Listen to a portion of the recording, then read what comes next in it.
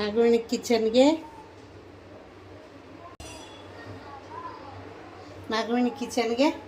ಸ್ವಾಗತ. ರಾತ್ರಿ ಅಡುಗೆ ಚಿಕನ್ ಪಲ್ಯ ಸಾರು ಮಾಡ್ತಿದ್ದೀನಿ. ಇದು ಪಲ್ಯ ಏನೇನು ಗೊತ್ತಾ? ಇದು ಮೆಂತ್ಯ ಪಲ್ಯ, ಇದು ರಾಜಗಿರಿ ಪಲ್ಯ. ಗೊತ್ತಾಗ್ತದ? ಇದು ರಾಜಗಿರಿ ಚೂರೇ ನಾನು ಸ್ವಲ್ಪ ಮಾಡ್ಕೊತೀನಿ ಇಬ್ಬರಿಗೆ. ಇದು ಈರುಳ್ಳಿ ಸೊಪ್ಪು, ಈರುಳ್ಳಿ ಪಲ್ಯ ಅಂದರೆ ನಿಮ್ಗೆ ಗೊತ್ತಾಗುತ್ತಾ ಇಲ್ಲ, ತೋರಿಸ್ತೀನಿ ನೋಡ್ರಿಗೆ. ಈ ಥರ ಇರುತ್ತಲ್ಲ ಉಳ್ಳಾಗಡ್ಡಿ ಪಲ್ಯ.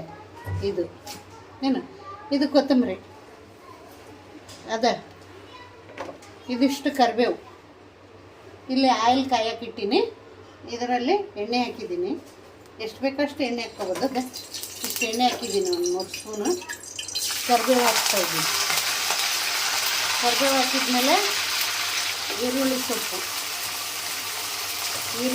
ಹಾಕಿದ್ಮೇಲೆ ಪಲ್ಯ 1 by 1 ಹಾಕ್ಬೇಕು.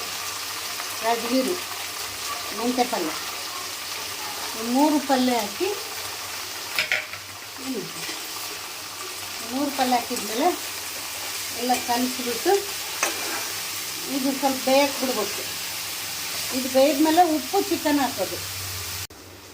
ಇದು ಕುದ್ಮೇಲೆ ಇನ್ನೂ ಸ್ವಲ್ಪ ಆಗುತ್ತೆ. ಇದು ಕುದ್ಮೇಲೆ ಸ್ವಲ್ಪ ಆಗುತ್ತೆ ನೋಡಿ, ಸ್ವಲ್ಪ ಆಗುತ್ತೆ. ಇದು ಕುದ್ಮೇಲೆ ಗೊತ್ತಾಯ್ತಾ? ಎಷ್ಟಾಗಿದೆ ನೋಡಿ. 3 ಪಲ್ಯ ಹಾಕಿದ್ದೀನಿ, ಉಳ್ಳಾಗಡ್ಡಿ ಪಲ್ಯ, ಮೆಂತ್ಯ ಪಲ್ಯ, ರಾಜಗಿರಿ. ಇದೆಲ್ಲ ಬೇಯಿದ ಮೇಲೆ ಚಿಕನ್ ಹಾಕ್ತೀನಿ. ಪಲ್ಯ ಬಾಡಿದೆ, ಪಲ್ಯ ಆಗಿದೆ. ಚಿಕನ್ ಹಾಕ್ಕೊಳ್ತೀನಿ. 1/2 kg ಚಿಕನ್. ಈಗ ಇದರಲ್ಲಿ ಸ್ವಲ್ಪ ಸಾಲ್ಟ್, 1 ಸ್ಪೂನ್ ಸಾಲ್ಟ್. ನಿಮಗೆ ಎಷ್ಟು ಟೇಸ್ಟಿಗೆ ಬೇಕಾ ಅಷ್ಟು ಸಾಲ್ಟ್.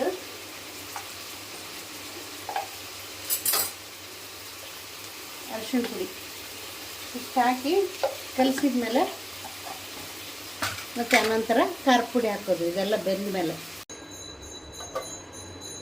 ಆಯ್ತು. ಇನ್ನೊಂದು ಸ್ವಲ್ಪ ಬೆಂದರೆ ಕುದಿಸಿ, ಒಂದು ಸ್ವಲ್ಪ ಬೆಂದರೆ ಮುಗೀತು. ಮುಚ್ಚಳ ಮುಚ್ಚಿನಿ. ಖಾರ ಪುಡಿ ಹಾಕಿದ್ಮೇಲೆ ಬೇಯಿಸ್ಬೇಕಲ್ಲ. ಉಪ್ಪು ಖಾರ ಏನಾನ ಬೇಕಂದ್ರೆ ಅಡ್ಜಸ್ಟ್ ಮಾಡ್ಕೊಳ್ಳಿ. ಸೊಪ್ಪಿನ ಚಿಕನ್ ರೆಡಿ ನೋಡಿ. ಹಿಂಗಾಗಿದೆ. ಚೆನ್ನಾಗಿದೆಯಾ? ಬಾಯಲ್ಲಿ ನೀರು ಬರ್ತಾಯಿದೆಯಾ? ಇದು ನೋಡು, ಸೊಪ್ಪು ಏನನ್ನ ಇದೆಯಾ ಇದರಲ್ಲಿ? ಏನು ಸೊಪ್ಪು ಜಾಸ್ತಿ ನಾವು ಹಾಕಿದಾಗ ನೀವು ಅಂದ್ಕೊಂಡಿರ್ಬೋದು ಜಾಸ್ತಿ ಸೊಪ್ಪು ಹಾಕಿದ್ದಾರೆ ಅಂತ. ಸೊಪ್ಪು ಏನು ಜಾಸ್ತಿ ಹಾಕಿಲ್ಲ ನೋಡು. ಮರ್ತಿದ್ದೆ, ಒಂದು ಟೊಮೆಟೊನೂ ಹಾಕಿನಿ ನೋಡ್ರಿ.